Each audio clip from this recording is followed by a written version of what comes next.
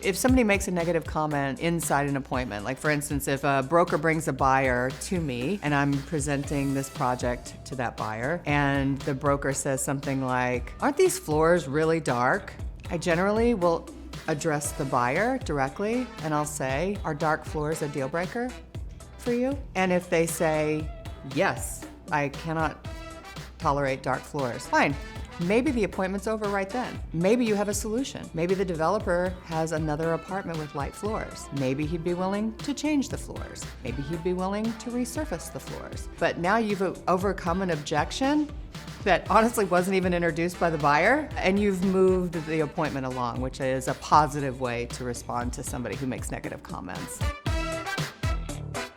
If you bring the buyer to an appointment in a new development, stay present. You are representing that buyer. I am representing the seller. My time is now devoted to showing this product to your buyer. Your time should be also devoted to the same end. Because if you're walking around, talking on your phone, texting, not paying attention, and then at the end the buyer's like, "This is great, let's go talk about it somewhere else before we make an offer," and you've literally not listened to a word, it's really not the right attention to give your buyer. And then your follow-up won't be adequate. Before I invite someone in for an appointment at one of my projects, I will call ahead because there might be some information that the broker or the buyer could tell me about what they're looking for to kind of narrow down their choices. You don't want to overwhelm someone with a bunch of choices because you just prepared poorly. So get as much information as you can going in, and then when the appointment is over, follow up.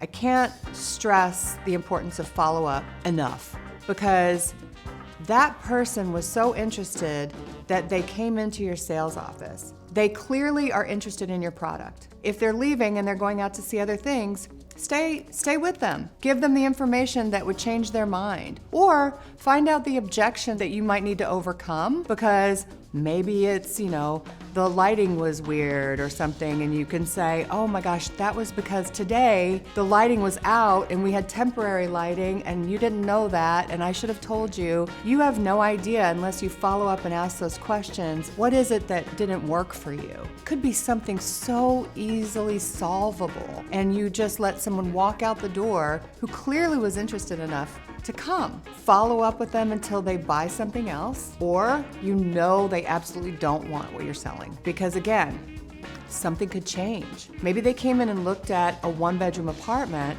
that they felt was overpriced, but later in the sales program, they still haven't bought anything, and you can now negotiate more. Call them, right? You've stayed with them this whole time. Call them and say, "Guess what? We can get to your price now. This is, one of the last 5 one-bedrooms, and they're just more willing to negotiate now." But you wouldn't have known that had you not stayed on them and followed up.